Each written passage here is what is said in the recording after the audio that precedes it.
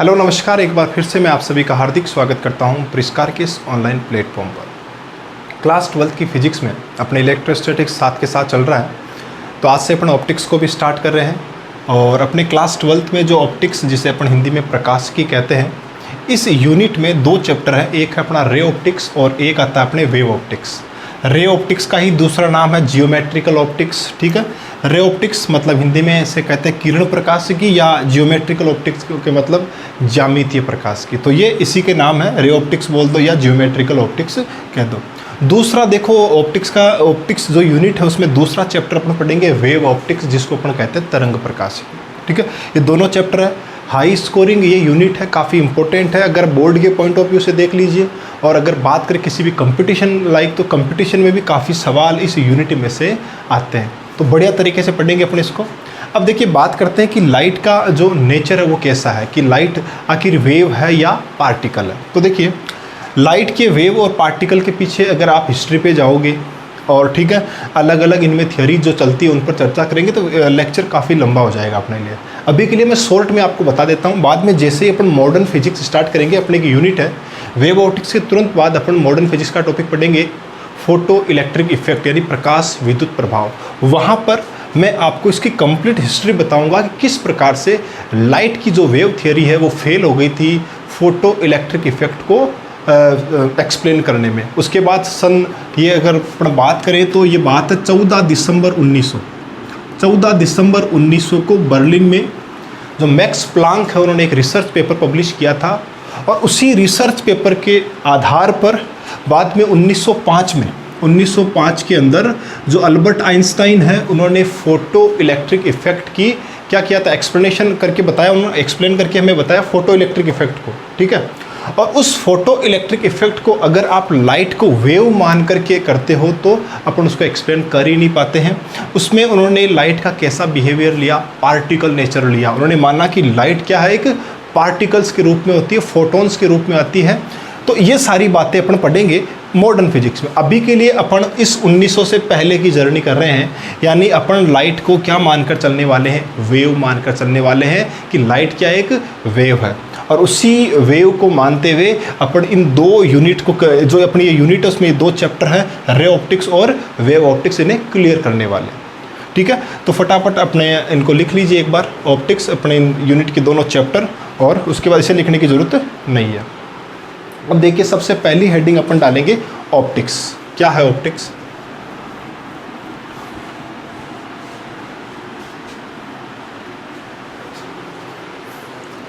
तो हेडिंग डालिए ऑप्टिक्स, जिसको हिंदी में बोलते हैं प्रकाशिकी। तो प्रकाशिकी क्या है? फिजिक्स की वो ब्रांच है, यानी वो शाखा है जिसमें हम लाइट की स्टडी करते हैं, यानी स्टडी ऑफ लाइट करते हैं अपन, यानी प्रकाश का अध्ययन करते हैं। तो अगर आपसे प्रश्न करें कि प्रकाशिकी या ऑप्टिक्स क्या है, तो अपन कहेंगे फिजिक्स की वो शाखा जिसमें हम प्रकाश का अध्ययन करते हैं, उसी को अपन क्या बोलते हैं, ऑप्टिक्स बोलते हैं। ठीक है, यानी अब सबसे पहला प्रश्न आता है कि प्रकाश क्या है। तो एक तो छोटी क्लास में अपन परिभाषा पढ़ते हैं कि प्रकाश वह ऊर्जा है जिससे हम दुनिया की वस्तुओं को देख पाते हैं। यानी अगर प्रकाश है, इसी वजह से मैं अपने हाथ को देख पा रहा हूँ, ठीक है, मैं इस बोर्ड को देख पा रहा हूँ, ये सब प्रकाश की उपस्थिति की वजह से है। क्योंकि प्रकाश आकर के गिरेगा यहाँ पर, यहाँ से परावर्तित होकर प्रकाश मेरी आंखों पर आएगा और ये बोर्ड मुझे दिखाई देगा। तो ये एक छोटी क्लासों के लिए परिभाषा हो जाएगी। अपने इस परिभाषा से काम नहीं चलने वाला है, तो अपने किस परिभाषा से काम चलेगा उसको समझने के लिए सबसे पहले हेडिंग आप डालिए विद्युत चुंबकीय तरंग। ठीक है, विद्युत चुंबकीय तरंग, जिसको इंग्लिश में अपन कहते हैं electromagnetic wave, EMW, electromagnetic wave. क्या होती है विद्युत चुंबकीय तरंग? तो 11th क्लास में आपने थोड़ा बहुत इसके बारे में पढ़ा था। देखिए, एक होती है यांत्रिक तरंगे, वे तरंगे जिन्हें एक स्थान से दूसरे स्थान पर अगर संचरित करना है तो माध्यम की आवश्यकता होती है। यानी जिन्हें एक स्थान से दूसरे स्थान पर संचरित होने के लिए माध्यम की आवश्यकता होती है, उन्हें अपन कहते हैं यांत्रिक तरंगे। फॉर एग्जांपल ध्वनि तरंगे, जिनको आपने 11th क्लास में पढ़ा था। जो साउंड वेव्स होती है उन्हें माध्यम चाहिए। ठीक है, जैसे अपने अगर मैं यहाँ कुछ बोल रहा हूँ तो वो वायु के द्वारा एक स्थान से दूसरे स्थान पर संचरित हो रही है। तो ध्वनि तरंगों को संचरित होने के लिए अपने यहाँ पर माध्यम क्या है, वायु है। तो ऐसे ही कोई भी अगर तरंग है जिनको संचरित होने के लिए माध्यम चाहिए तो उनको तो अपन क्या कहते हैं, यांत्रिक तरंगे। लेकिन कुछ तरंगे ऐसी होती है जिनको एक स्थान से दूसरे स्थान पर संचरित होने के लिए किसकी आवश्यकता नहीं होती है, माध्यम की आवश्यकता नहीं होती, उनको अपन क्या कहते हैं, विद्युत चुंबकीय तरंगे। यानी वे तरंगे जिन्हें संचरित होने के लिए माध्यम की आवश्यकता नहीं होती क्या कहलाती है, विद्युत चुंबकीय तरंग। तो मैं शॉर्ट में यहाँ लिख रहा हूँ कि संचरण के लिए माध्यम की आवश्यकता नहीं होती, संचरण के लिए माध्यम की आवश्यकता नहीं होती।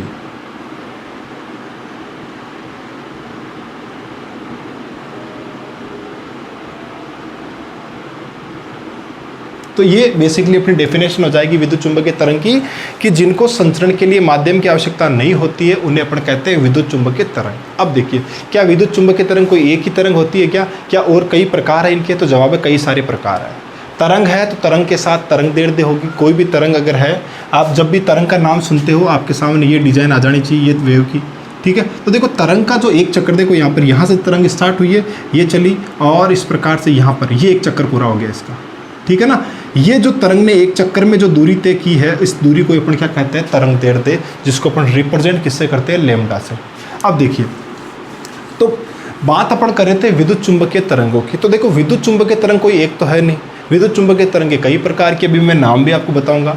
तो विभिन्न प्रकार की विद्युत चुंबकीय तरंगों को उनकी तरंग दैर्ध्य के आधार पर एक निश्चित क्रम में उनकी व्यवस्था की गई है। यानी जो जितनी भी विद्युत चुंबकीय तरंगे हैं उनको उनकी तरंग दैर्ध्य के आधार पर एक निश्चित क्रम में व्यवस्थित किया गया। और वो जो निश्चित क्रम की जो व्यवस्था है उसको अपन कहते हैं विद्युत चुंबकीय स्पेक्ट्रम। क्या कहते हैं उसे, विद्युत चुंबकीय स्पेक्ट्रम। तो हेडिंग अगली अपन डालेंगे विद्युत चुंबकीय स्पेक्ट्रम।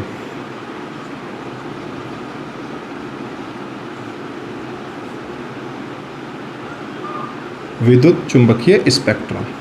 तो बेसिकली क्या है विद्युत चुंबकीय स्पेक्ट्रम? इसमें विद्युत चुंबकीय तरंगों को तरंग दैर्ध्य के आधार पर व्यवस्थित किया गया है। तो तरंग दैर्ध्य के आधार पर विद्युत चुंबकीय तरंगों की जो व्यवस्था है उसी को अपन कहते हैं विद्युत चुंबकीय स्पेक्ट्रम। अब देखो विभिन्न विद्युत चुंबकीय तरंगों के मैं नाम लिख रहा हूँ। जैसे देखो सबसे पहले गामा किरणें, आपने नाम सुन रखा होगा गामा किरणों का। उसके बाद एक्स किरणें, उसके बाद में आपने नाम सुना होगा अल्ट्रा वायलेट, जिन्हें हिंदी में कहते हैं पराबैंगनी, शॉर्ट में अपन उन्हें कहते हैं यूवी, ठीक है। उसके बाद में एक्स किरणें, गामा किरणें हो गई, एक्स किरणें, पराबैंगनी। उसके बाद आता दृश्य प्रकाश, ठीक है। दृश्य प्रकाश के बाद में अवरक्त किरणें, जिनको इंफ्रारेड भी कहते हैं, IR के नाम से भी जानते हैं। उसके बाद माइक्रोवेव, सूक्ष्म तरंगे, ठीक है, माइक्रो तरंगे या सूक्ष्म तरंगे। और फिर अपने लास्ट में लिख रहे हैं रेडियो तरंगे। कौन सी तरंगे? रेडियो तरंगे। तो ये विभिन्न विद्युत चुंबकीय तरंगों के मैंने नाम लिखे। देखो गामा किरण हो गई, ये भी एक विद्युत चुंबकीय तरंग है। एक्स किरण भी एक विद्युत चुंबकीय तरंग है। पराबैंगनी, दृश्य प्रकाश, अवरक्त, माइक्रो और रेडियो, ये सब विद्युत चुंबकीय तरंग है। अब देखो, जैसे मान लीजिए मैं कहूँ कि यहाँ से लेकर यहाँ तक इन दो स्थानों के बीच में रेडियो तरंग को संचरित मुझे करवाना है, तो क्या माध्यम की आवश्यकता होगी? का जवाब है नहीं। रेडियो तरंग एक विद्युत चुंबकीय तरंग है और विद्युत चुंबकीय तरंग को संचरित होने के लिए किसकी आवश्यकता नहीं होती है? माध्यम की आवश्यकता। तो इनमें से किसी भी तरंग को ले लीजिए, इन्हें एक स्थान से दूसरे स्थान पर संचरित करने के लिए माध्यम की आवश्यकता नहीं है। ये बिना माध्यम के भी एक स्थान से दूसरे स्थान पर संचरित हो सकती है, ठीक है साहब।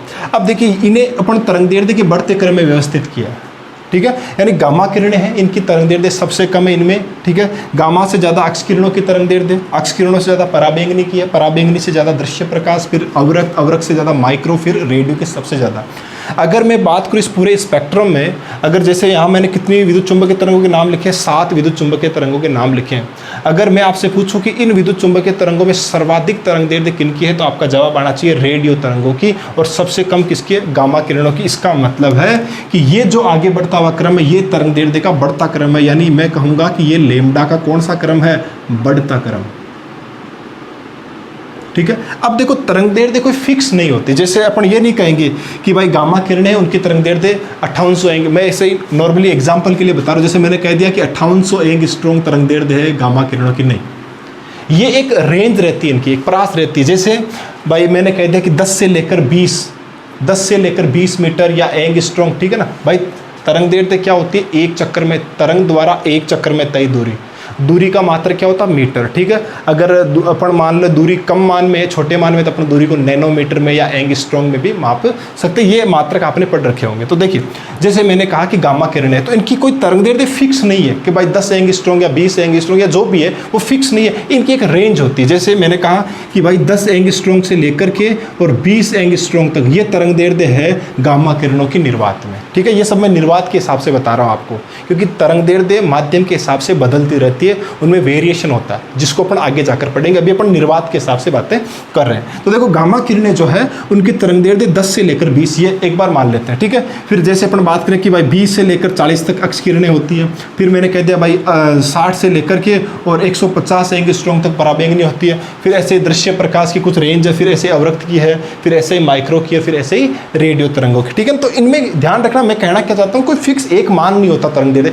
एक रेंज होती है। जैसे 10 से लेकर 20 हो गया, तो इसका मतलब गामा किरणें 11 एंगस्ट्रॉम वाली भी हो सकती है। कुछ गामा किरणें ऐसी जिनकी तरंग दैर्ध्य 15 एंगस्ट्रॉम होगी, कुछ की 17 होगी, 20 होगी ना। तो ये एक रेंज दे रहे हैं अपन अलग अलग। ठीक है, और ये सारा वेरिएशन किसके हिसाब से होता है, माध्यम के हिसाब से। जैसे जैसे माध्यम बदलता है वैसे वैसे इनकी तरंग दैर्ध्यों में भी चेंज आता है। क्यों आता है वो अपन आगे जाकर के भी चर्चा करने वाले हैं। आगे बात समझ में। अब देखिए, ये जो विद्युत चुंबकीय स्पेक्ट्रम है, इसमें एक छोटा सा पार्ट ऐसा है जो कि अपनी आंखों पर संवेदना उत्पन्न करता है। देखिए, अगर मैं बात करूं कि क्या गामा किरणों को अपन अपनी खुली आंखों से देख सकते हैं, जवाब है नहीं देख सकते। अक्ष किरणों को नहीं देख सकते, पराबैंगनी को अपन अपनी खुली आंखों से नहीं देख सकते, ऐसे अवरक्त को नहीं देख सकते, ऐसे माइक्रो तरंगों को नहीं देख सकते, ऐसे रेडियो तरंगों को अपन नहीं देख सकते। तो इन तरंगों को अपन नहीं देख सकते।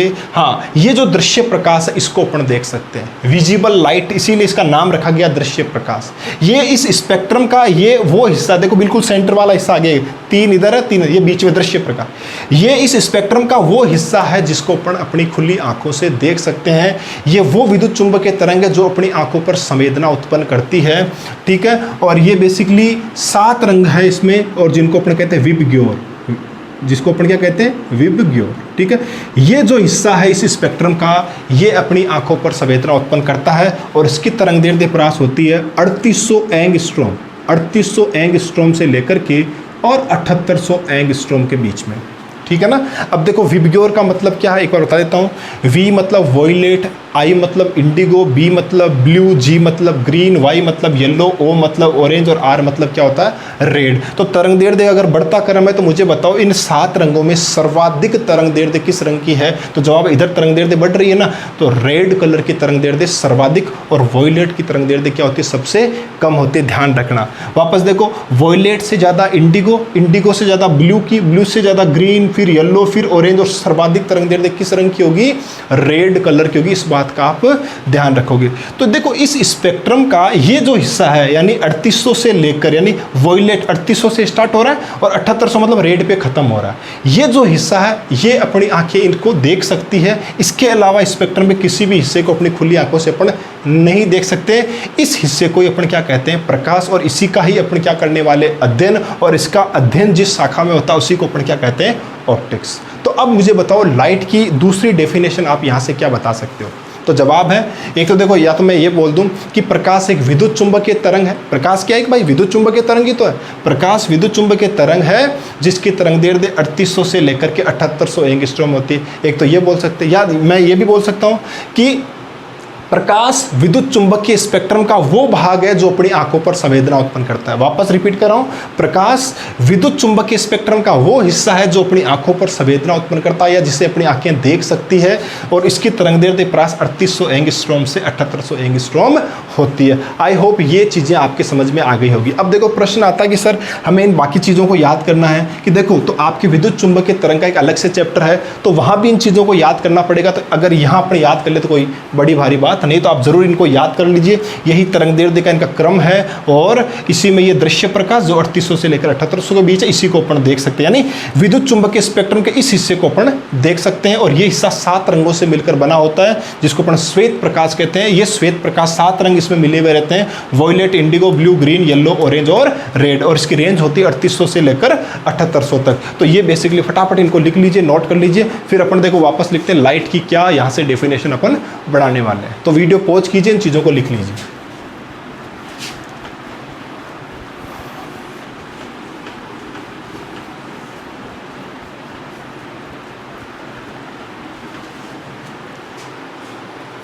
तो यहाँ से अब देख लीजिए लाइट क्या है भाई, लाइट की क्या डेफिनेशन बन गई अपने, प्रकाश की क्या परिभाषा बनी। तो प्रकाश विद्युत चुंबकीय स्पेक्ट्रम, प्रकाश विद्युत चुंबकीय स्पेक्ट्रम। तो अब आपके दिमाग में ये प्रश्न खड़े नहीं होंगे कि विद्युत चुंबकीय स्पेक्ट्रम क्या होता है, ठीक है ना।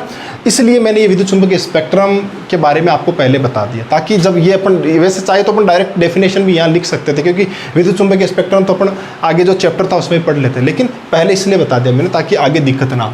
तो देखो प्रकाश क्या है, प्रकाश विद्युत चुंबकीय स्पेक्ट्रम का वह भाग है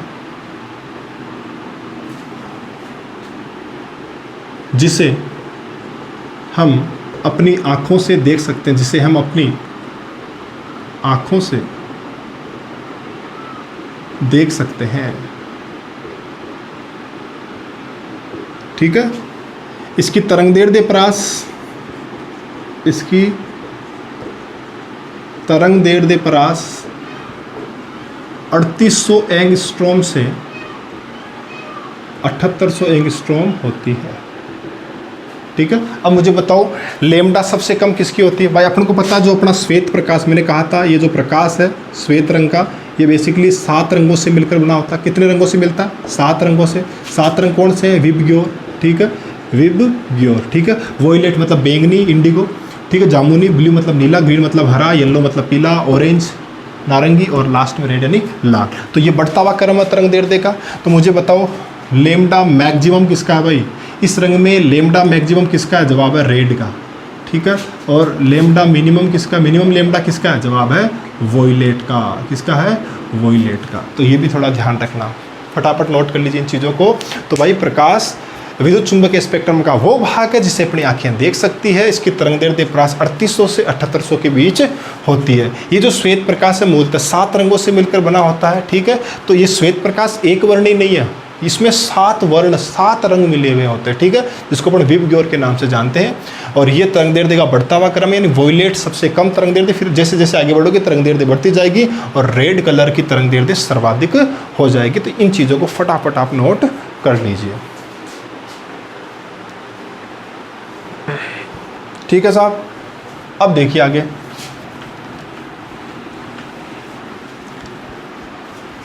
तो यहाँ हमने बात कर ली कि जो अपनी क्लासिकल फिजिक्स है उसमें लाइट को क्या जूम कर रखा अपन ने? वेव कर रखा है, ठीक है, कि लाइट क्या एक वेव है। लेकिन अभी आपने देखा कि जो लाइट की जो वेव लेंथ है, तरंगदैर्ध्य, वो बहुत कम है, बहुत कम। देखो कितनी, 3800 एंगस्ट्रॉम से लेकर के, और कितनी है? 7800 एंगस्ट्रॉम।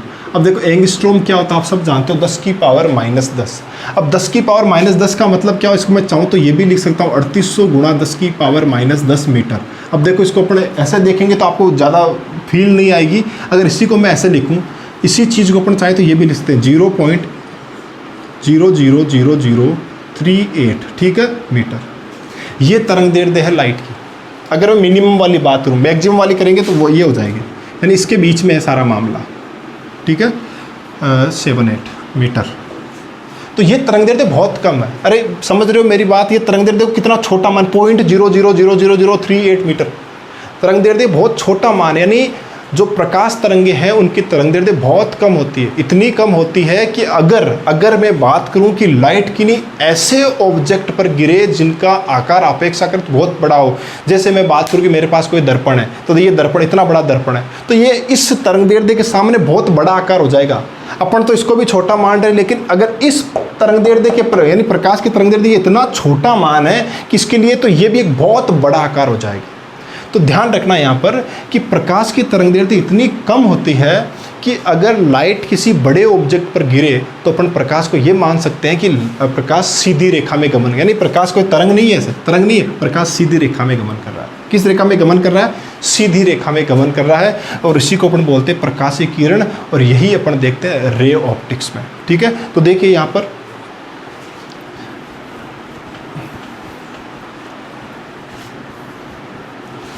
तो अपन को क्या पढ़ना है? Ray optics. तो रे ऑप्टिक्स में अपन प्रकाश को क्या मानते हैं? जवाब है हम प्रकाश को किरण मानते हैं। क्यों मानते हैं? तो देखो इस चीज को लिख लो कि प्रकाश की तरंगदैर्ध्य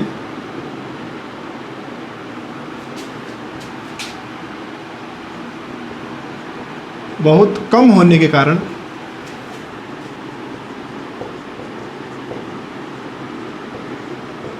प्रकाश की तरंग दैर्ध्य बहुत छोटा मान होता है, ठीक है। तो प्रकाश की तरंग दैर्ध्य बहुत कम होने के कारण जब प्रकाश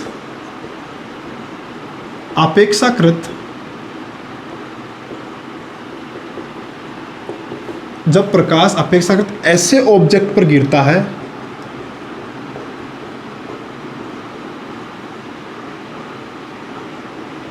जिसका आकार बड़ा हो, तो प्रकाश को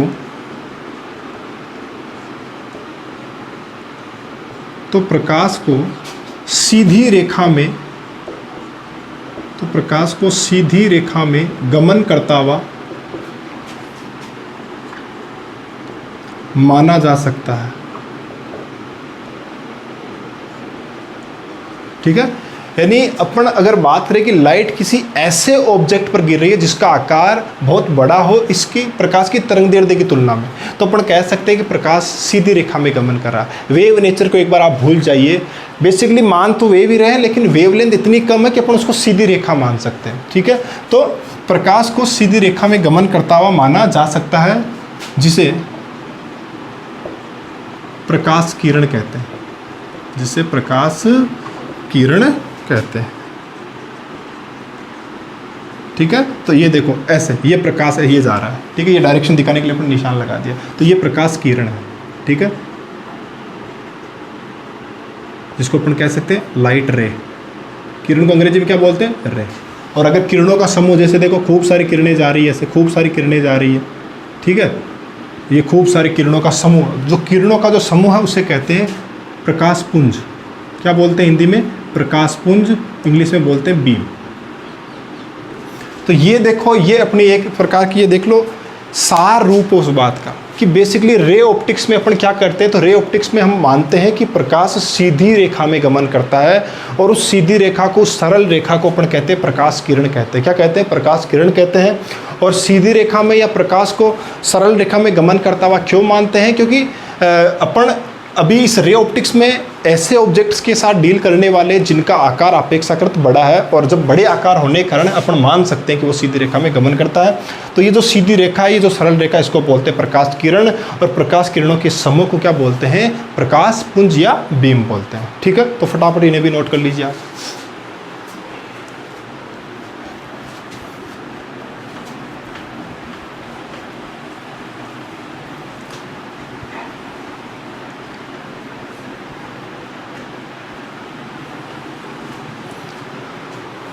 अब देखिए कुछ छोटे छोटे पॉइंट्स हैं, उनको पहले ही देख लेंगे अपन, फिर परावर्तन से। वैसे देखो चैप्टर प्रकाश के परावर्तन से स्टार्ट हो जाता है अपनी बुक में, लेकिन अपन थोड़े से अलग हिसाब से उस जगह पर आएंगे, ताकि पूरे चैप्टर में फिर अपन को, चाहे अपन कोई कंसेप्ट वाली कोई बात हो या किसी न्यूमेरिकल को अपन करना हो, तो दिक्कत नहीं आएगी आपको।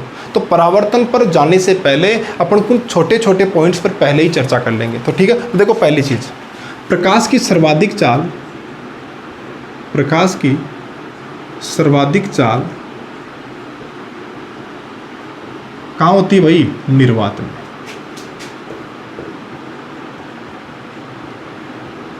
पहले तो ये देखो, इस चीज को समझो आप, प्रकाश निर्वात में भी चल सकता है, यानी प्रकाश निर्वात में भी गति कर पा रहा है। सर्वाधिक चाल और निर्वात में बात की बात है। पहले तो ये देखो, प्रकाश निर्वात में भी गति कर रहा है। क्यों कर रहा है? क्योंकि प्रकाश क्या है? कि विद्युत चुंबकीय तरंग है, और विद्युत चुंबकीय तरंगों को माध्यम की आवश्यकता नहीं होती, इसलिए प्रकाश निर्वात में गति करता है। और गति क्या करता है? इसकी चाल भी निर्वात में। तो भाई निर्वात में कोई अवरोध ही नहीं है, अवरोध नहीं है तो इसकी चाल भी सर्वाधिक होगी। और प्रकाश की निर्वात में जो चाल, उसको अपन कहते हैं सी, और सी बराबर कितना होगा? 3 × 10⁸ मीटर पर सेकेंड। फटाफट इसे भी लिख लीजिए। तो ठीक है, तो ये हो गई कि प्रकाश की सर्वाधिक चाल कहाँ होती है? निर्वात में। सी बराबर 3 × 10⁸ मीटर पर सेकेंड। अब ये देखो सी आया कहाँ से? तो बेसिकली ये यहाँ से आया। सी बराबर 1/√μ0ε0। ठीक है, ये μ0 और ε0 क्या है? तो ये आप पहले पढ़ चुके हो। देखो μ0 क्या होता है? जवाब है निर्वात की चुंबकशीलता, या चुंबक की पारगम्यता भी कहते हैं इसे। निर्वात की चुंबकशीलता होती है ये, ठीक है। और ε0 क्या होता है? निर्वात की वैद्युतशीलता। इसे आप पहले चैप्टर में पढ़ चुके हैं, निर्वात की वैद्युतशीलता, ठीक है। तो इस सूत्र में जैसे आप म्यू जीरो और एप्सिलॉन जीरो का मान रखोगे, इनके फिक्स मान अगर आपको नहीं पता तो बता दूं मैं आपकी जानकारी के लिए। म्यू जीरो का मान होता है 4 पाई इंटू 10⁻⁻7 और एप्सिलॉन जीरो का मान क्या होता है 8.85 गुणा 10⁻12। ठीक है, तो जैसे ये मान आप रखोगे ना यहाँ पर, तो सी का मान आपको 3 गुणा 10⁸ मीटर पर सेकेंड मिल जाएगा। तो अब ध्यान रखना, आपको ये मान लिखने की जरूरत नहीं, ये सब आप जानते हो, पहले पढ़ चुके हो। तो देखिए प्रकाश की सर्वाधिक चाल निर्वात में 3 गुणा 10⁸ मीटर पर सेकेंड आया कहाँ से, ये यहाँ से आया, ये इसका सूत्र है। अब देखो इस चीज़ को मैंने क्यों लिखाया, इस पर एक बार सवाल एग्जाम पूछा गया, 2 सवाल बन सकते इसी चीज़ पर। देखो सवाल आया था कि 1/√μ0 एप्सिलॉन नॉट का संख्यात्मक मान बताइए कितना होता है। तो जिस बच्चे को पता है कि 1/√μ0 एप्सिलॉन नॉट वास्तव में क्या होता है, सी होता है, तो उसने आंसर में लिख दिया 3 गुणा 10⁸ मीटर पर सेकंड, तो वो तो इसका मान लिख के आ गया। लेकिन जिसने इस चीज़ को नहीं पढ़ा वो कभी लिख ही नहीं पाएगा। एक सवाल आता है कि ये पूछ सकता है कि इसका संख्यात्मक मान क्या होता है, तो कितना होता है 3 गुणा 10⁸। एक सवाल आ सकता है कि 1/√μ0 एप्सिलॉन जीरो का वी में सूत्र लिखो, तो जिसे पता है कि ये वास्तव में किसके बराबर है, सी के बराबर। और सी क्या है, चाल है, और चाल का वी में सूत्र क्या होता है, LT-1 होता है। तो ये दोनों सवाल वो बच्चा कर सकता है जिसे ये सूत्र एक बार देखा हुआ। तो इस बात को भी ध्यान रखना, इसीलिए मैंने इसको यहाँ पर लिखा है। तो ये प्रकाश की सर्वाधिक चाल यहाँ पर होगी। अब देखो इसके बाद देखिए आप, अब देखो प्रकाश को अपन ने तरंग मान रखा, तो तरंग में क्या होती है, देखो तरंग मतलब इस प्रकार से ये तरंग हो गई, ठीक है ना। तो देखो यहां से स्टार्ट हुई तरंग और ये यहां पर इसका एक चक्कर पूरा हो गया। एक चक्कर में जो तय दूरी उसको अपन क्या बोलते हैं, लेमडा। क्या बोलते हैं अपन, लेमडा। तो देखो सबसे पहले लिख लो आप साइड में, तरंग दैर्ध्य क्या होती है, ये छोटे छोटे पॉइंट से समझ लो। तरंग दैर्ध्य जिसको अपन क्या बोलेंगे, लेमडा। क्या होती है, जवाब है तरंग द्वारा एक चक्कर में तय दूरी, तरंग द्वारा एक चक्कर में तय दूरी, ठीक है। अब उसके बाद एक शब्द आता है आवर्तकाल, ठीक है। आवर्तकाल वैसे इसमें जरूरत नहीं पड़ेगी, अपन आवर्ती को पढ़ेंगे, आवर्ती, ठीक है। अब देखिए आवर्ती के क्या क्या प्रतीक है। आवर्ती को कई जगह एफ से रिप्रेजेंट करेंगे, क्योंकि इंग्लिश में इसको बोलते हैं फ्रीक्वेंसी। कई जगह इसी आवर्ती को अपन न्यू से रिप्रेजेंट करेंगे, देखो ये न्यू, वी की तरह बनता है ये न्यू, ठीक है। इससे भी रिप्रेजेंट करते हैं, और कभी कभार आवर्ती को अपन एन से भी रिप्रेजेंट करेंगे।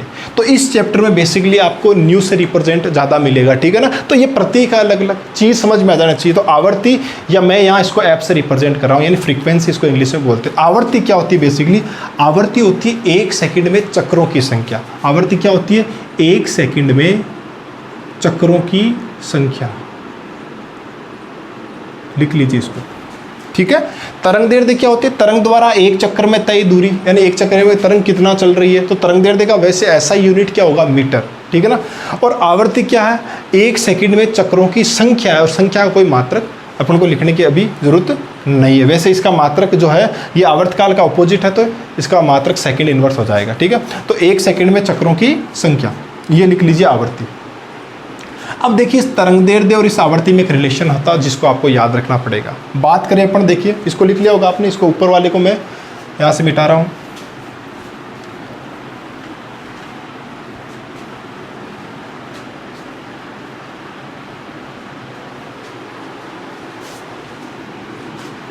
अब देखिए इनमें एक रिलेशन क्या होता है। अगर बात करें निर्वात में, तो निर्वात में प्रकाश के चाल को अपन क्या बोलते हैं, सी। तो सी इज इक्वल टू लेमडा और एफ। ये फॉर्मूला आप याद रखना, फिक्स दिमाग में बैठा लो। प्रकाश की निर्वात में चाल सी होती है, और तरंग दैर्ध्य लेमडा और आवर्ती एफ। तो देखो तरंग दैर्ध्य और आवर्ती का जो गुणनफल है वो किसके बराबर होता है, सी के। किसमें, निर्वात में। लेकिन अगर बात करें किसी माध्यम में, माध्यम मतलब जैसे प्रकाश गति कर रहा है कांच में, प्रकाश गति करेगा पानी में, जैसे प्रकाश और भी किसी माध्यम में, अलग अलग पारदर्शी माध्यम में अगर गति कर रहा है तो उसकी स्पीड सी तो निर्वात में होती है सर्वाधिक। अगर आप किसी दूसरे माध्यम में आ जाओगे तो मान लेते हैं घटेगी उसमें, और मान लेते हैं स्पीड क्या हो गई, वी। तो उस कंडीशन वी बराबर क्या हो जाएगा, लेमडा। बस यहाँ ध्यान रखना भाई, निर्वात में तो सी से रिप्रेजेंट करते हैं प्रकाश की चाल को, और अगर वही प्रकाश माध्यम में आ जाएगा तो उसकी वेलोसिटी क्या हो जाएगी, वी हो जाएगी। तो बात तो वही है ना। तो चाल बराबर किसके है, तरंग दैर्ध्य और आवर्ती के गुणनफल के बराबर होती है, ठीक है ना। इस बात का आपको ध्यान रखना है, फटाफट इससे नोट। तो ये बहुत ही इंपॉर्टेंट सूत्र, अभी देखो इससे काफ़ी सारे सूत्र आगे बढ़ाने वाले अपन। तो निर्वात वाली कंडीशन में ये अप्लाई करेंगे, और माध्यम वाली कंडीशन में अपन ये अप्लाई कर देंगे।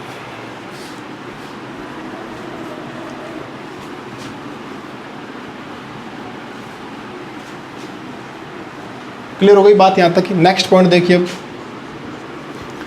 अब एक चीज़ ध्यान रखना, जैसे देखो ये कोई पृथककारी पृष्ठ है, यानी कहने का तात्पर्य इस लाइन की इस तरफ कोई माध्यम है, मान लेते ये कोई माध्यम है 1, ठीक है, और इधर कोई है माध्यम 2।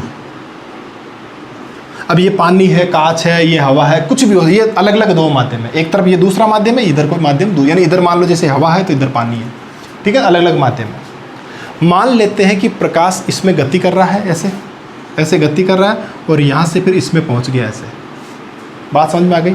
यानी इस माध्यम 1 से प्रकाश किस में प्रवेश कर रहा है, माध्यम 2 में प्रवेश कर रहा है, ठीक है ना। तो माध्यम चेंज हो गया प्रकाश का। यहाँ पर देख लीजिए, मान लेते हैं कि प्रकाश जो है उसकी जो चाल है यहाँ पर वो है v1, उसकी जो तरंग दैर्ध्य प्रकाश की वो मान लेते हैं λ1, ठीक है, या चलो v मान लेते हैं, यहाँ स्पीड क्या है v, और तरंग दैर्ध्य क्या है λ, और आवृत्ति क्या है मान लेते हैं f है। आवृत्ति क्या है? f है। जो प्रकाश है इस माध्यम में उसमें उसकी वेलोसिटी v है, तरंग दैर्ध्य λ है, और आवृत्ति क्या है? f है, ठीक है। जैसे इसने माध्यम चेंज किया और इसमें आ जाएगा तो जवाब स्पीड बदल जाएगी। भाई माध्यम चेंज हो रहा है तो स्पीड तो बदलेगी, तो v बदल कर v डैश हो जाएगा, ठीक है। और तरंग दैर्ध्य अगर चाल बदल रही है तो तरंग दैर्ध्य भी बदल जाएगी। क्यों बदल जाएगी अभी देखो अपन क्लियर करेंगे। तो ये जो λ है ये भी बदल कर λ डैश हो जाएगा, लेकिन आवृत्ति कभी नहीं बदलती है, ध्यान रखना। तो मैं यहाँ बेसिकली आपको ये समझाना चाहता हूँ कि जब प्रकाश एक माध्यम से दूसरे माध्यम में प्रवेश करेगा तो आवृत्ति नहीं बदलेगी। क्या नहीं बदलेगी? आवृत्ति नहीं बदलेगी। अब देखो इस सूत्र को देखो एक बार, जब ये चीज़ नहीं बदलेगी तो अगर वेग बदल गया तो इसको बदलना पड़ेगा। अरे वेग बदल रहा है तो लेमडा को बदलना पड़ेगा इसके अकॉर्डिंग, क्योंकि आवृत्ति चेंज नहीं हो रही है। और इसीलिए ध्यान रखना, देखो यहाँ पर लाइट एक माध्यम में थी, यहाँ से किसी दूसरे माध्यम में जा रही है। पहले उसके वेग था प्रकाश का v, तरंग दैर्ध्य थी λ, आवृत्ति थी f, और जैसे इस माध्यम में गए वेग बदल गया तो तरंग दैर्ध्य बदलेगी, लेकिन आवृत्ति नहीं बदलती। यानी इस माध्यम में अगर आवृत्ति f है तो इसमें भी f रहेगी। इसका मतलब क्या हुआ, जो आवृत्ति f है ना वो किसका गुण है? जवाब है प्रकाश स्रोत का। आवृत्ति किस पर डिपेंड करती है? प्रकाश के स्रोत पर निर्भर करती है, प्रकाश के स्रोत पर निर्भर करती है। यानी किसी स्रोत से एक बार प्रकाश निकल गया ना तो उसकी फ्रीक्वेंसी चेंज नहीं होगी, फिर वो फ्रीक्वेंसी उतनी रहने वाली है। अब आप उसे चाहे किसी भी माध्यम में ले जाओ, ये बात फिक्स दिमाग में बैठा लीजिए। क्यों? क्योंकि 10th क्लास में आप परावर्तन अपवर्तन तो पढ़ चुके हो। अब मुझे एक बात बताओ, परावर्तन है, परावर्तन में बेसिकली क्या होता है? प्रकाश आता है और इसी माध्यम में वापस लौट जाता है। और अपवर्तन में क्या होता है? प्रकाश आता है और माध्यम चेंज कर लेता है। जैसे ये माध्यम 1 है, ये 2 है। अब परावर्तन में तो माध्यम ही चेंज नहीं हो रहा है, माध्यम चेंज नहीं होता, वेलोसिटी चेंज नहीं होगी, वेलोसिटी चेंज नहीं होगी, तरंग दैर्ध्य भी चेंज नहीं होगी, और आवृत्ति तो वैसे भी चेंज नहीं हो रही है।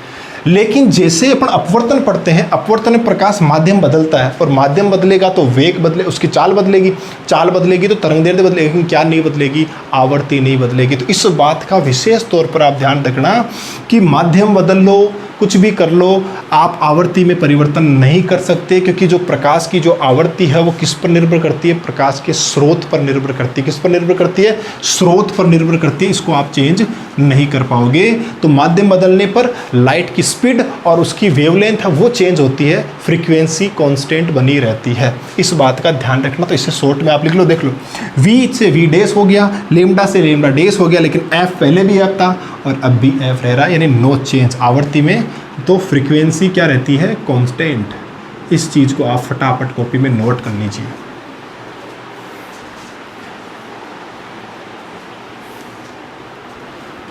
अब देखिए नेक्स्ट,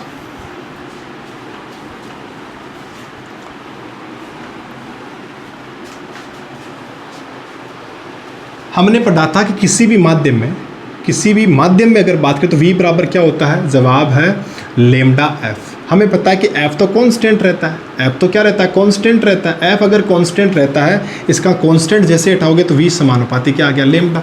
और जब भी ऐसी कंडीशन आती है हमें पता है, एक सूत्र बना सकते हैं क्या, कि v1 बट्टा v2 is equal to lambda 1 बट्टा लेमडा 2। यानी अगर मान लीजिए दो अलग अलग, देखो इस सूत्र की सार्थकता देखो क्या है, इसका मतलब क्या है। अगर जैसे मान लो मैं कहूँ कि कोई माध्यम 1 है और एक माध्यम 2 है, इसमें स्पीड क्या है वो मैंने दे दी, इसमें भी स्पीड क्या है वो मैंने दे दी। इसमें उसकी तरंग दैर्ध्य क्या थी, लैम्डा दे दी, और इसमें मैंने पूछ ली कि तरंग दैर्ध्य क्या होगी, बता सकते हो क्या? जवाब है यस। ये v1 हो गया, ये v2 हो गया, लैम्डा 1 हो गया, और क्या पूछ रहा है, लैम्डा 2 पूछ रहा है। लगाइए ये सूत्र और अपना फटाफट अपने आंसर को कैलकुलेट कर लीजिए। तो हमने ये जो सूत्र है वो कहाँ से बना दिया, क्योंकि फ्रीक्वेंसी मीडियम चेंज होने पर कांस्टेंट रहती है, चेंज नहीं होता, क्योंकि फ्रीक्वेंसी प्रकाश स्रोत का गुण है, यानी ये प्रकाश के स्रोत पर निर्भर करेगा। इसका मतलब है जैसे फ्रीक्वेंसी हुई कांस्टेंट, जैसे ही कांस्टेंट हटाते हैं समानुपाती का चिन्ह लग जाएगा, तो v समानुपाती लैम्डा, यानी यहाँ से ये सूत्र बन जाएगा। तो वेरी वेरी इंपॉर्टेंट फॉर्मूला, ध्यान रखना इस बात को, ठीक है। अब ध्यान दे, यहाँ से पता चलता है कि देखो जैसे एक चीज़ और समझ लो, यहाँ से एक चीज़ और क्लियर हो जाती है। मुझे देखना, एक बात देखना कि जैसे ये कोई माध्यम 1 है, ये कोई माध्यम 2 है, ठीक है। ये छोटी छोटी बातें हैं, एक बात थोड़ी सी कंफ्यूजिंग रहेगी, लेकिन इनको सिस्टमेटिक अपने नोट्स कॉपी में लिखिए। अगर यहाँ से ढंग से नहीं लिख पा रहे हो तो इनके PDF नोट्स में टेलीग्राम चैनल में अपलोड कर रहा हूँ। जैसे ही लेक्चर एक बार पूरा कर लो, आप टेलीग्राम चैनल पे जाइए, परिष्कार YT एकेडमी नाम से अपना चैनल है, उस पर इसके सारे PDF नोट्स आपको मिल जाएंगे। वहाँ से नोट्स को अपनी कॉपी में बढ़िया सुंदर सुंदर नोट्स तैयार कीजिए और चीज़ों को बार बार रिपीट कीजिए। मैं क्या कहता हूँ, एकदम फिक्स आपके दिमाग में चीज़ें बैठ जाएगी। फिर चाहे परावर्तन पढ़ो, अपवर्तन पढ़ो, कुछ भी पढ़ो, आप आराम से, मैं क्या कह रहा हूँ, ऑप्टिक्स आपका सबसे आसान सब्जेक्ट बनकर निकलेगा, ठीक है। देखो एक बार समझो इस बात को, ये माध्यम 1 है, ये माध्यम 2 है। इस माध्यम में मान लेते हैं कि प्रकाश की स्पीड है v1 और इस माध्यम में प्रकाश की स्पीड हो गई v2, ठीक है। और मैंने कहा कि v1 ज़्यादा है v2, यानी जब प्रकाश इस माध्यम से इस माध्यम में जाता है तो उसकी स्पीड क्या हो गई, कम हो गई। तो बताओ तरंग दैर्ध्य पर क्या फर्क पड़ेगा? जवाब है तरंग दैर्ध्य भी कम हो जाएगी। अगर यहाँ से यहाँ जाने से अगर चाल कम हो रही है ना, तो तरंग दैर्ध्य भी कम हो जाएगी। क्यों? क्योंकि चाल और तरंग दैर्ध्य एक दूसरे क्या होते हैं, समानुपाती होते हैं। इस बात का भी ध्यान रखना। तो अगर प्रकाश एक माध्यम से दूसरे माध्यम में जा रहा है और उसकी चाल कम हो गई, तो बताइए तरंग दैर्ध्य पर क्या प्रभाव पड़ेगा? तो जवाब है तरंग दैर्ध्य भी कम हो जाएगी। और बताइए कौन सी राशि है जो कि अपरिवर्तित रहेगी? जवाब है आवर्ती। माध्यम बदलने पर आवर्ती अपरिवर्तित रहती है। आवर्ती प्रकाश स्रोत का गुण है, प्रकाश स्रोत पर निर्भर करती है। इस बात का आप ध्यान रखना। तो चीज़ों को मैं बार बार रिपीट कर रहा हूँ, तो इसको आपने लिख लिया होगा। नेक्स्ट देखिए, अब एक और छोटी सी चीज़ यहाँ से मुझे आप उसका जवाब देना, देखें, दिमाग लगाना। देखें, देखिए जैसे ये कोई प्रश्न है, इसके ऊपर कोई माध्यम 1 है, जैसे मान लेते हैं माध्यम 1 है, ठीक है। यानी अपन मान लें कि यहाँ वायु है और माध्यम 2 यहाँ मैं मान लेता हूँ क्या है, पानी। क्या है? पानी, ठीक है। अब देखिए प्रकाश है, जैसे मान लो प्रकाश ऐसे आया, इस प्रकार से आया वायु से और इसमें ऐसे मुड़ गया, इधर आ गया, ठीक है। तो प्रकाश ने माध्यम चेंज किया। मान लेते हैं यहाँ उसकी स्पीड थी v और उसकी तरंग दैर्ध्य थी लैम्डा और आवर्ती क्या थी f, ठीक है। और यहाँ हम सब जानते हैं उसकी जो वेग है वो v डैश हो जाएगा, चाल v डैश हो जाएगी, तरंग दैर्ध्य भी चेंज हो जाएगी, लेकिन आवर्ती वही रहेगी, ठीक है।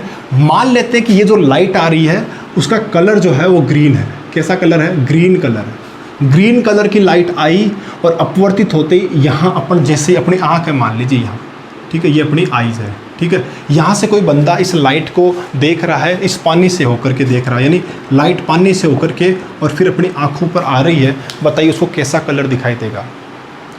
तो जवाब है उसको वापस ग्रीन ही दिखाई देगा। कैसा दिखाई देगा? ग्रीन ही दिखा, यानी ग्रीन लाइट आई, अगर माध्यम चेंज करके वो हवा से पानी में आ गई है, माध्यम बदल गया है, लेकिन कलर ग्रीन है, तो वो ग्रीन ही रहेगा। मैं ये आपको समझाना चाहता हूँ। तो ऐसा क्यों हुआ? क्योंकि किसी भी जो अपनी प्रकाश है उसका जो कलर है ना, वो डिपेंड करता है फ्रीक्वेंसी पर। किस पर डिपेंड करता है? फ्रीक्वेंसी पर। और मुझे बताओ क्या फ्रीक्वेंसी बदलेगी क्या? जवाब फ्रीक्वेंसी नहीं बदलेगी, इसका मतलब कलर भी चेंज नहीं होगा। तो लिख लो, माध्यम बदलने से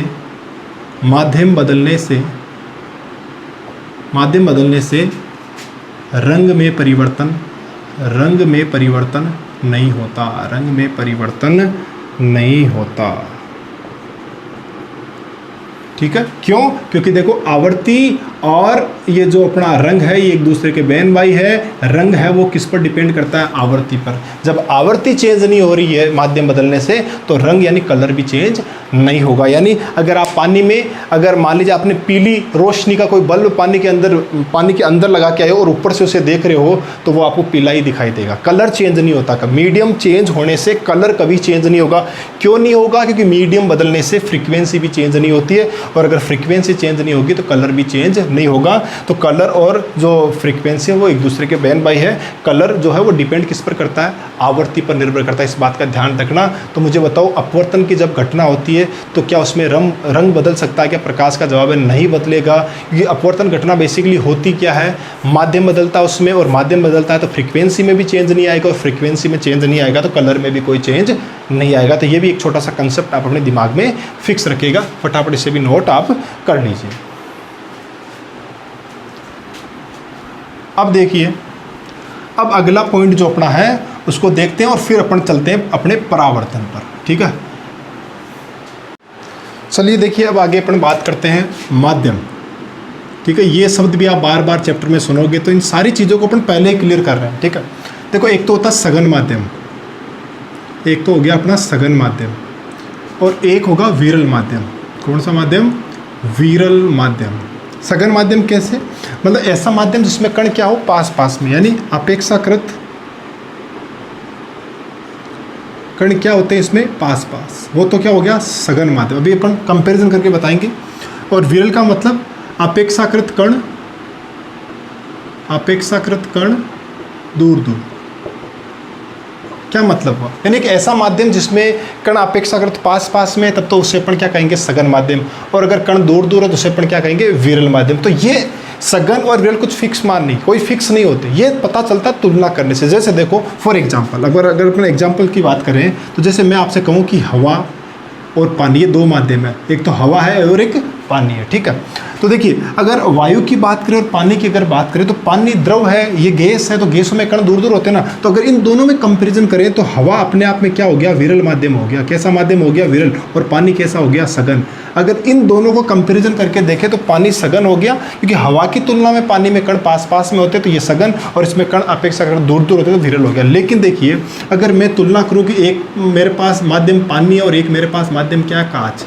एक मेरे पास माध्यम क्या? कांच। तो मुझे बताओ, पानी द्रव है, कांच ठोस है, तो ठोसों में तो कण और पास पास में हो जाएंगे। तो अगर यहाँ पर कंपैरिजन करें तो कांच क्या हो जाएगा? सघन माध्यम। कैसा हो जाएगा? सघन। और पानी कैसा हो जाएगा? विरल। तो देखो, पानी यहाँ विरल था, यहाँ सघन भी था, यहाँ विरल है। तो ये कोई फिक्स नहीं, कोई भी माध्यम, ये डिपेंड करता है। कंपेरिजन करने से अपन को पता चलेगा कि कौन सा सघन है, कौन सा विरल। अगर दो माध्यम आपको दे रखे हैं, कंपेयर करो आप, वहाँ पर जिसमें कण पास पास में है वो सघन हो जाएगा, जिसमें कण दूर दूर है वो कैसा हो जाएगा? विरल हो जाएगा। तो ये एक सिंपल सा कंसेप्ट है, ये भी आपके दिमाग में क्लियर रहना चाहिए। ऐसा ना हो कभी सघन माध्यम और विरल माध्यम की बात हो और आपके दिमाग में बैठे ही ना। ठीक है, तो ये हो गया सघन माध्यम और विरल माध्यम। अब देखो, वेरी इंपॉर्टेंट, और उसके बाद अपन आराम से परावर्तन, अपवर्तन, उन सबको स्टार्ट कर सकते हैं। तो ये एक बहुत ही इंपॉर्टेंट टॉपिक अब आपके आने वाला है, तो ध्यान से पढ़िएगा इसे।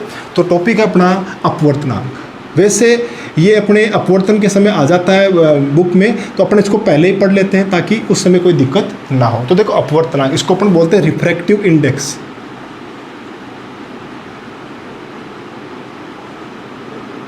अपवर्तनांक, रिफ्रैक्टिव इंडेक्स क्या होता है? तो देखिए, अपवर्तनांक बेसिकली पहले अपन परिभाषा लिख लेते हैं, फिर अपन चीज़ें क्लियर हो जाएगी। देखो, प्रकाश की निर्वात में चाल, प्रकाश की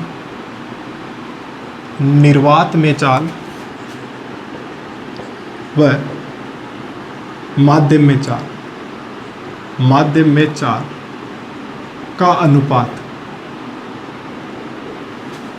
उस माध्यम का अपवर्तनांक कहलाता है, उस माध्यम का अपवर्तनांक कहलाता है। ठीक है ना? तो बेसिकली अपवर्तनांक क्या है? जैसे भाई प्रकाश की निर्वात में चाल तो फिक्स हो गई सी, किसी भी माध्यम में अगर मैं प्रकाश की चाल पता है, जैसे बात अगर मैं करूं कि जैसे निर्वात में प्रकाश चाल सी हो गई, और कांच में मान लीजिए पानी की चाल है, वो मैं आपसे कह दूं कि 2 × 10⁸ है। कितनी है? 2 × 10⁸ मीटर पर सेकेंड है। और सी का मान तो निर्वात में तो आप सब जानते हो 3 × 10⁸ मीटर पर सेकेंड होता है। तो बताइए कि कांच का अपवर्तनांक क्या होगा? तो बताइए कांच का अपवर्तनांक क्या होगा। तो देखिए कांच का अपवर्तनांक क्या होगा, अपवर्तनांक को अपन एन से रिप्रेजेंट करेंगे, किससे करेंगे, एन से। तो एन बराबर क्या होगा, निर्वात में चाल बट्टा माध्यम में चाल, इन दोनों का अनुपात निकाल लो तो आपको उस माध्यम का अपवर्तनांक। तो कांच का अपवर्तनांक चाहिए तो कांच में प्रकाश की चाल क्या, उसका भाग लगा दो आप सी में, सी मतलब 3 × 10⁸ में। जैसे ये भाग लगाओगे एन बराबर क्या मिल गया, 3/2। तो अपन बोल देंगे कांच का अपवर्तनांक कितना हो गया, 3/2। समझ रहे हो मैं कहना क्या चाहता हूँ। बेसिकली अपवर्तनांक क्या है, अगर देखो अगर आपके पास किसी माध्यम का अपवर्तनांक है ना तो आप बता सकते हो कि उस माध्यम में प्रकाश की चाल क्या होगी। और दूसरे शब्दों में कहूँ, अगर किसी माध्यम में प्रकाश की चाल अगर आपको दे रखी है तो आप बता सकते हो कि उस माध्यम का अपवर्तनांक क्या है। तो अपवर्तनांक हमें बेसिकली चाल बताता है, क्या बताता है, प्रकाश की चाल बताता है। और अपवर्तनांक के मान से अपन बता सकते हैं कि चाल किस माध्यम में ज़्यादा किस में कम होगी। और अपन ये भी अपवर्तनांक के मान को देकर ये बता सकते हैं कि कौन सा माध्यम सघन है, कितना सघन है, ठीक है, और विरल। तो ये सारी चीज़ें अपन बता सकते हैं। तो पहले समझते हैं अपन इसको। अपवर्तनांक का फॉर्मूला, इस परिभाषा से अगर अपन बात करें तो अपवर्तनांक n बराबर क्या होगा, प्रकाश की निर्वात में चाल मतलब c और प्रकाश की माध्यम में चाल मतलब v, यानी n बराबर क्या हो गया, c/v। ये भी चाल ये भी चाल, दो समान राशियों का अनुपात, इसका मतलब अपवर्तनांक एक मात्रकहीन विमाहीन राशि। अपवर्तनांक क्या है भाई, एक मात्रकहीन विमाहीन राशि। तो ये भी इसके बाजू में आप लिख लो। तो ये परिभाषा हो गई अपवर्तनांक की, ये इसका सूत्र हो गया, और मात्रकहीन विमाहीन ये राशि है। इस सूत्र को लिख लीजिए, ठीक है। अब देखिए इस सूत्र से अपन को सबसे इंपॉर्टेंट चीज़ क्या देखने को मिलती है, हमें पता है कि सी तो क्या होता है भाई, कांस्टेंट है, ये तो यूनिवर्सल कांस्टेंट है। ध्यान रखना फिजिक्स में एक तो सी, ठीक है, एक प्लांक कांस्टेंट एच और एक ग्रेविटेशनल कांस्टेंट जी, ये तीन है ना, इनको यूनिवर्सल कांस्टेंट कहा जाता है। इसी पर पूरी फिजिक्स टिकी हुई है, इनको कभी चेंज नहीं कर सकते आप। इनको चेंज कर दें तो सारे अपने अध्ययन इधर उधर हो जाएंगे। तो ये यूनिवर्सल कांस्टेंट है, ठीक है, ध्यान रखें। तो सी तो क्या हो गया, कांस्टेंट हो गया, ठीक है। जैसे ही कांस्टेंट हटाते हैं समानुपाती का चिन्ह लगता है, तो यहाँ से एन समानुपाती क्या है, 1/v। यानी मुझे बताओ चाल और अपवर्तनांक एक दूसरे क्या होते हैं, व्युत्क्रमानुपाती। क्या होते हैं, व्युत्क्रमानुपाती। और जब भी अपन व्युत्क्रमानुपाती शब्द देख लेते हैं ना तो यहाँ से सूत्र क्या बनेगा, जवाब है n1/n2 = v2/v1। अगर समानुपाती होता तो v1/v2 रहता, लेकिन तो उल्टा चलेगा, यानी 1/2 तो ये होगा 2/1, ठीक है। तो ये भी लिख लीजिए आप, वेरी इंपॉर्टेंट फॉर्मूला ये भी, इस पर भी अभी देखो अपन चर्चा करेंगे, फटाफट नोट कर लीजिए आप इन चीज़ों को। तो मिटा रहा हूं मैं इसे, वीडियो पॉज करके आपने इनको लिख लिया होगा। तो देखिए वापस एक बार रिपीट कर रहा हूं मैं, हमें अपवर्तनांक n बराबर क्या सूत्र मिला, जवाब है c/v, ठीक है। c तो कांस्टेंट होता है साहब, c तो क्या है, कांस्टेंट। तो यहाँ से अपन ने लिखा कि n समानुपाती क्या होता है, 1/v। और यहाँ से सूत्र क्या बन गया, n1/n2 = v2/v1। साहब 1/2 2/1 क्यों, क्या व्युत्क्रमानुपाती, अगर समानुपाती होता तो 1/2 करता, ठीक है। ऐसा ही कोई सूत्र आपने पहले देखा था क्या, जवाब है यस, हमने एक सूत्र पहले। तो चूंकि हम जानते हैं कि v1/v2 क्या होता है, अभी पढ़ा था λ1/λ2, क्या होता है, λ1/λ2। तो देखिए v1/v2 का मान ये है, तो v2/v1 का मान क्या हो जाएगा, v2/v1, इसको भी अपोजिट कर दो, λ2/λ1 हो जाएगा, ठीक है। तो देखो इस v2/v1 की यहाँ में लैम्डा, तो इन तीनों में एक रिलेशन बन गया। क्या रिलेशन बन गया, अब मैं ये लिख सकता हूँ n1/n2 = v2/v1 = λ2/λ1। यानी अब समझो इस बात को, अगर मैं दो माध्यम है मेरे पास, ठीक है, ये माध्यम 1 ये माध्यम 2, इस माध्यम में तरंग दैर्ध्य मेरे पास है, इस माध्यम में भी प्रकाश की तरंग दैर्ध्य मेरे पास है, ठीक है। जैसे यहाँ पर प्रकाश की तरंग दैर्ध्य λ1 है, यहाँ पर λ2 है, ठीक है। इसका अपवर्तनांक मान लो n1 है और मुझे कह दे कि इसका अपवर्तनांक कितना होगा, क्या मैं n2 प्राप्त कर सकता हूँ, जवाब यस। मैं क्या कर दूंगा, n1/n2 = λ2/λ1 करके और आराम से बता सकता हूँ, ठीक है। अगर तरंग दैर्ध्य ना है और अपन को चाल दे रखी है तो आराम से तब भी अपन ये निकाल सकते हैं। समझ रहे हो मेरी बात। तो ये मैंने आपको एक प्रकार से देखो रिलेशन बता दिया है। अब अपवर्तनांक, ठीक है, तरंग दैर्ध्य और चाल, ठीक है। तरंग दैर्ध्य और चाल तो एक साथ साथ रहता है, नहीं तरंग दैर्ध्य बढ़ती है चाल बढ़ती है, नहीं चाल बढ़ने पर तरंग दैर्ध्य बढ़ती है, चाल घटने पर तरंग दैर्ध्य घटती है। तो ये दोनों साथ साथ रहेंगे, लेकिन ये इनके दोनों के अपोजिट चलता है। कौन, अपवर्तनांक, इनका इन्वर्सली चलता है, देखो अपोजिट चलता है, ये ध्यान रखना। तो ये सूत्र अब आपके दिमाग में फिक्स बैठ जाना चाहिए, इससे आप कई सारे सवाल कर लोगे, ठीक है। ये तो मैंने एक एग्जाम्पल दिया आपको। तो अभी एक प्रकार से इन चीज़ों को अपनी कॉपी में बढ़िया सिस्टमेटिक तरीके से लिखिए और बढ़िया ये मान के चलिए कि जैसे सामाजिक पढ़ रहे हैं वैसे रट लो, एक बार इन चीज़ों को फिक्स पढ़ लो, फिर देखिए ऑप्टिक्स पढ़ने का एक अलग ही मजा आपको मिलने वाला है। तो ये चीज़ हो गई। अब देखिए अपवर्तनांक के सूत्र से अपन को क्या होता है, एक छोटा सा सवाल करवा देता हूँ ताकि एक बार और चीज़ें आपके दिमाग में क्लियर हो जाए। जैसे देखिए आप यहाँ पर जैसे एक ये दो वैल्यू आप याद रखना, वैसे फिक्स नहीं है लेकिन याद रखना। देखो एक तो अपवर्तनांक किसका, ग्लास का, ध्यान रखना भाई 3/2, और एक अपवर्तनांक आप वाटर का याद रखना, ये होता है 4/3, ठीक है ना, यानी 1.33, और ये कितना हो गया 1.5 भाग करोगे, है ना। वैसे ग्लास भी अलग अलग प्रकार के होते हैं, ठीक है ना, ग्लास भी अलग अलग प्रकार के होते हैं, उनके अपवर्तनांक भी अलग अलग होते हैं, लेकिन बेसिकली न्यूमेरिकल में आपको जो ग्लास का अपवर्तनांक है वो 3.2 ज़्यादा, 3/2 ज़्यादा देखने को मिलेगा। तो थोड़ा इनको आप याद रखना, ठीक है। एक तो 3/2 और वाटर का कितना 4/3, ये थोड़ा ध्यान रखना आप इन दो वैल्यू, ठीक है। अब देखो क्वेश्चन देखना, जैसे देखो आपको अगर कोई क्वेश्चन दे दे कि कांच में प्रकाश की चाल क्या होगी, कांच में प्रकाश की चाल क्या होगी यदि कांच का अपवर्तनांक 3/2 हो, यदि कांच का अपवर्तनांक कितना हो 3/2 हो, तो हमें कांच में चाल पूछे यानी माध्यम में चाल यानी v पूछ रहा है, ठीक है। हम जानते हैं, चूंकि हम जानते हैं n बराबर क्या, अपवर्तनांक n बराबर क्या होता है c/v, हमें क्या पूछा v, तो v बराबर क्या हो गया c/n, c का मान क्या होता है 3 × 10⁸, ठीक है, और n का मान बताइए, n कितना है कांच के लिए, तो जवाब है 3/2, 2 ऊपर चला जाएगा, 3 से 3 कट गया, बताओ v बराबर कितना आया 2 × 10⁸ मीटर/सेकेंड। ये लो सामने चाल बता दी। अगर यही सवाल ऐसे होता कि कांच में प्रकाश की चाल इतनी है तो बताओ कांच का अपवर्तनांक क्या होगा, तो अपन c/v से n निकाल लेते हैं। तो बेसिकली मैं ये कहना चाहता हूँ कि अगर चाल दे अपवर्तनांक पूछ सकता है माध्यम में, अपवर्तनांक दे करके चाल पूछ सकता है, इस बात का आप ध्यान रखना, ठीक है। तो कर लीजिए, ऐसे आप पानी वाला भी कर सकते हो। जैसे मैं ये सवाल भी दे सकता था कि पानी का अपवर्तनांक 4/3 है, तो बताइए पानी में प्रकाश की चाल क्या होगी, यानी n देकर के और v पूछ लेता, या चाल देकर के और पानी का अपवर्तनांक पूछ लेता आपसे, ठीक है।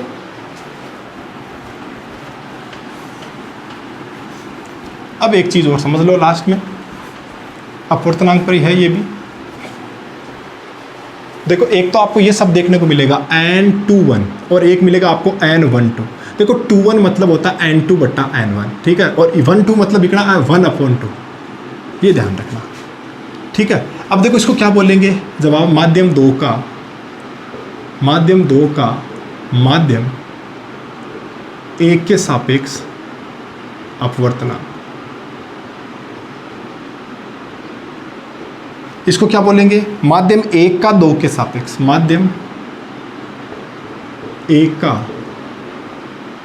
माध्यम 2 के सापेक्ष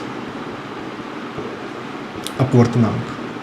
क्या मतलब है इसका, देखिए देखो n21 मतलब लैंग्वेज, पहले इसको पढ़ना सीख लो आप। n21 जब भी लिखा हो इसका मतलब हो गया माध्यम 2 का 1 के सापेक्ष अपवर्तनांक, ठीक है, और इसका मतलब क्या हुआ माध्यम 1 का 2 के सापेक्ष, ये 1 का अपवर्तनांक, ये 2 का, किसके सापेक्ष 1 के, और ये किसके 2 के।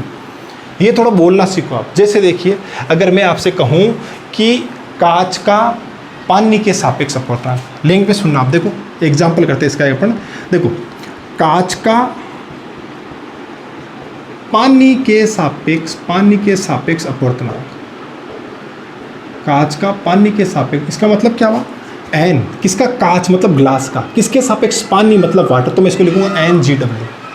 अगर मान लो कहीं लिखा हुआ है NWG, इसका मतलब क्या हुआ अपवर्तनांक, किसका, पानी का, किसके सापेक्ष, कांच के सापेक्ष, ठीक है। अब बताओ NgW क्या होगा, जवाब है Ng/NW, NWG क्या होगा NW/Ng, ये होता है। तो इस लैंग्वेज को समझ लो एक बार।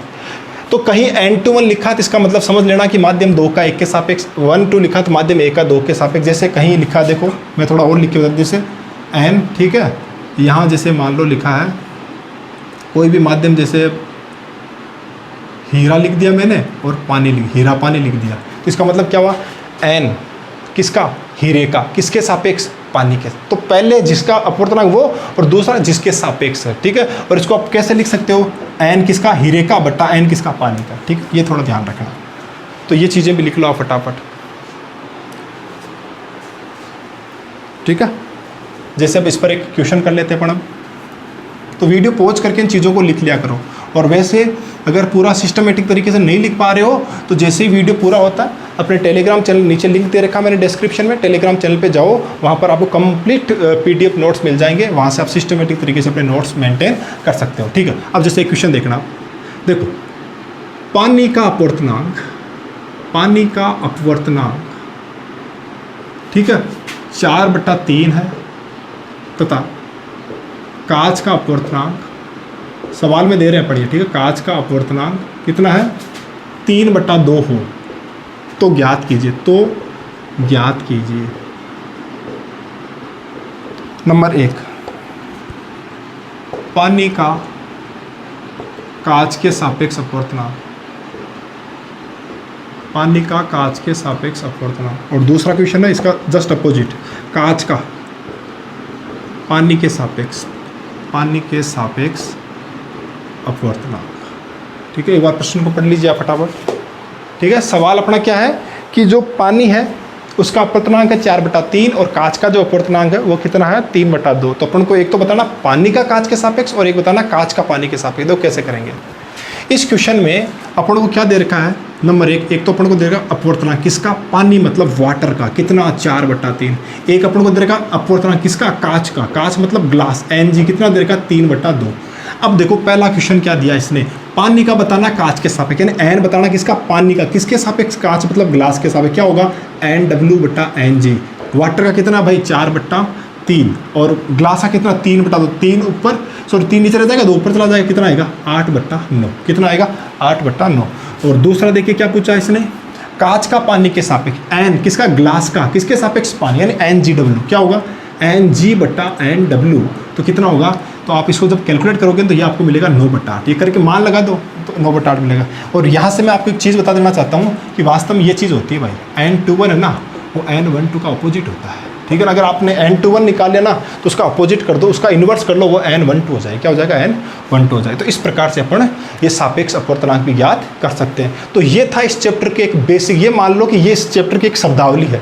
अगर इन चीज़ों को, इन छोटी छोटी बातों को, जैसे लाइट क्या है, पहले हमने इस चीज़ को सीखा, फिर हमने बताया तरंग दैर्ध्य क्या है, कब कैसे चेंज होती है, प्रकाश की चाल कब चेंज होगी, कब चेंज नहीं होती है, उसके बाद आवर्ती के बारे में हमने डिस्कशन किया, फिर लाइट का जो कलर है वो किस चीज़ पर डिपेंड करता है, उन चीज़ों को समझा बाद में हमने। फिर मैंने आपको बताया कि सघन माध्यम क्या होता है, विरल माध्यम क्या होता है, फिर हमने बात कर ली कि रिफ्रैक्टिव इंडेक्स यानी अपवर्तनांक क्या होता है, कैसे इसके मान को कैलकुलेट करते हैं। और फिर देखिए लास्ट में हमने एक पूरा कंप्लीट सूत्र बनाया था, अपवर्तनांक, चाल और तरंग दैर्ध्य, इन तीनों चीज़ों में जो रिलेशन है वो अपन ने बनाई और उसके आधार पर कैसे कैसे प्रश्न बन सकते हैं, उन सब के बारे में मैंने इस वीडियो लेक्चर में बताया। आई होप आपकी चीज़ें समझ में आई होगी। बस अब आपका जो है वो क्या है, पहले इनके नोट्स तैयार कीजिए और इनको बार बार रिपीट कीजिए। और अगले वीडियो लेक्चर में अपन बात करने वाले परावर्तन की, और परावर्तन पहले सबसे पहले अपन पढ़ेंगे समतल दर्पण से परावर्तन। तो बहुत ही बढ़िया बढ़िया सवाल उस पर करने वाले हैं। तब तक के लिए धन्यवाद।